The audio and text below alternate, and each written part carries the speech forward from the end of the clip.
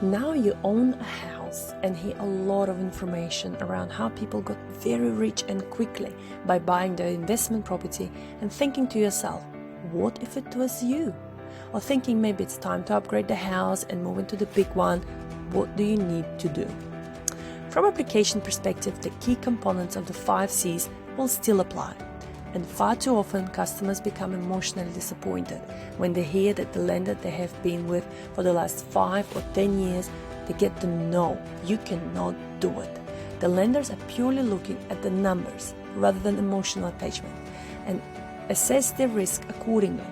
Even if your lender said no, it does not mean that others will stick to the same ideology, as the risk assessments varies between the lenders as well as what they want to happen with their business over the next 6 to 12 months. The other question would be, what sort of return that you're actually looking in your investment property? As for example, apartments are traditionally higher in the cash flow side, but lower on the equity side. The general houses can provide more equity, but the cash flow would be lower to what is required to achieve. Then we can also look into investment into the business by creating yourself new cash flow and future job security as an opportunity. Or we can look at commercial building, offices that could potentially give you the cash flow you need to get into the retirement bag. Whatever the choices you'll be making, it will be affecting your risk as well as the future growth.